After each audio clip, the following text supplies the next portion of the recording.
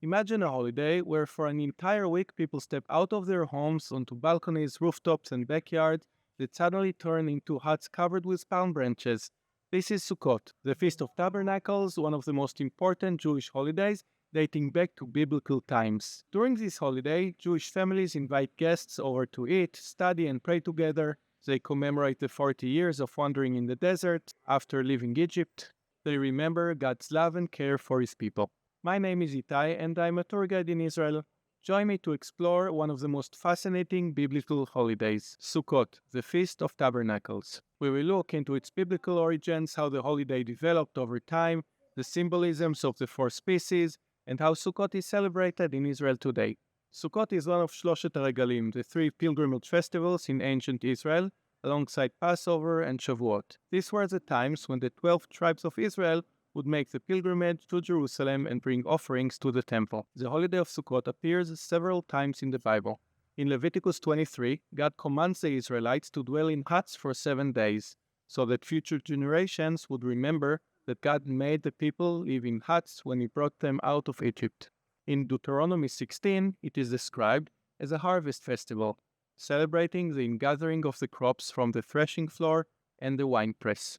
And in Numbers 29, detailed instructions are given for the sacrifices to be brought during Sukkot to the temple, including a unique pattern of 70 bulls offered over the week. So biblically, Sukkot combines two aspects: a historical memory, recalling the journey in the wilderness after the Exodus, and an agriculture celebration marking the end of the harvest season in the land of Israel. During the time of the first and second temple, Sukkot was a central festival. Pilgrims would come from all over the land to Jerusalem, hundreds of thousands of them.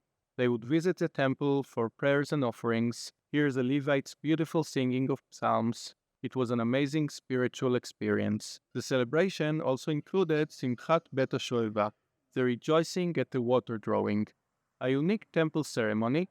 It is described that each night the temple courtyard was illuminated by giant golden menorahs whose light reached across Jerusalem. The sages danced with torches in their hands, singing hymns, while the Levites played beautiful music. At dawn, priests descended to the pool of Siloam, Shiloach, to draw water in a golden pitcher, carrying it in a grand procession to the altar, where it was poured out together with wine as a prayer for rain and divine blessing in the coming year. The Mishnah tells that whoever did not see the rejoicing of the water drawing had never seen a true joy in his life. מי שלא ראה שמחת בית השואבה, לא ראה שמחה מימיו. After the destruction of the temple in the year 70, the focus shifted from sacrifices to symbolic practices, building the sukkah and blessing the four species with different prayers. The sukkah is a temporary hut, covered with a roof of branches called schach.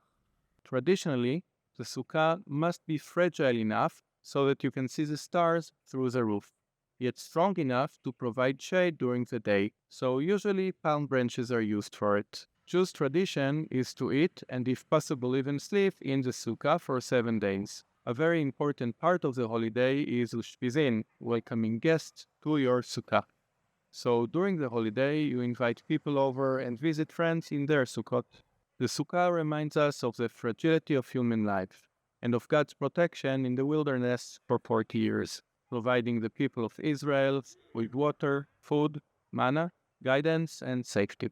As it is described in Exodus, and the Lord went before them by day in a pillar of cloud to lead them in the way, and by night in a pillar of fire to give them light, so that they might travel in day and by night. Perhaps the most unique feature of Sukkot is the commandment of the four species, mentioned in Leviticus 23.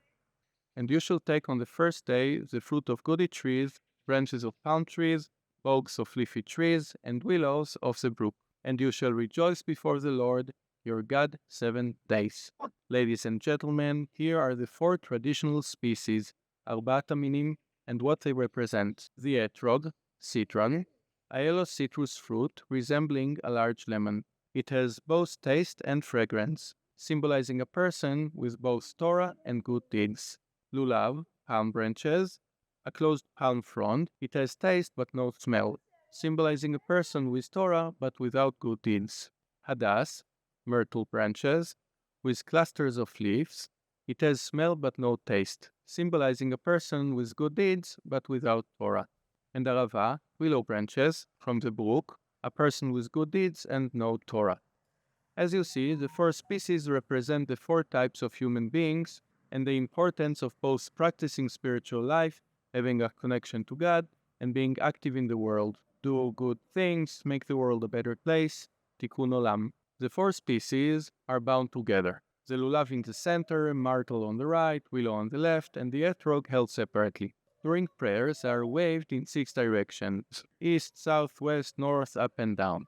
This waving in all directions is a prayer for rain and fertility in the land. While today most people, both in Israel and around the world, are not farmers anymore, the Jewish tradition was created by a nation of farmers in the desert land where the rainfall and the timing of the rainfall was crucial for the success of the crops. Many of the traditional prayers are focused in this thing. Imagine being a Jew praying in South Africa, Southern Hemisphere, when there, it's the middle of the winter, it's raining and cold, and he's praying for rain in the land of Israel. In modern Israel, Sukkot is one of the most visible holidays across the country. Balconies, backyards, and courtyards are filled with decorated Sukkot. Children make paper chains and hang fruits, while families eat all their meals inside. 4 species are sold in special markets, where you can see people carefully inspecting etrogim and lulavim for the finest quality. For a perfect etrog, some people will be willing to pay hundreds of dollars. Public events also take place, such as Simchat Beit HaShoeva, celebrations with music and dancing. Sukkot also holds special meaning for Christians. In the Gospel of John, chapter 7, Jesus is described as going up to Jerusalem during the Feast of Tabernacles. He uses the imagery of the water drawing ceremony to declare, "If anyone thirsts, let him come to me and drink. Whoever believes in me, as the scripture has said, out of his heart will flow rivers of living water." For many Christians today, Sukkot represents the fulfillment of God's promises and points toward the returning of Jesus, when God will tabernacle among his people.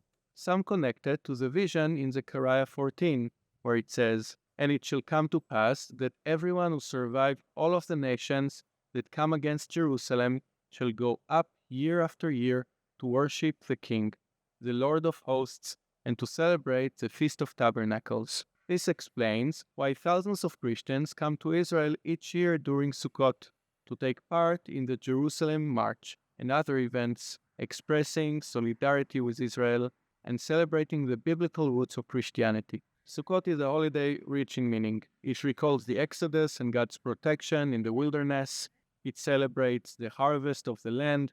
It brings Jews together through the Sukkah and the 4 species, and it offers a vision of universal unity under God. I am Itay. Thank you for joining me. If you enjoyed this video, please give it a like, share your thoughts, and subscribe for more stories from the Holy Land. From Jerusalem, I wish you a happy Sukkot and Chag Sameach.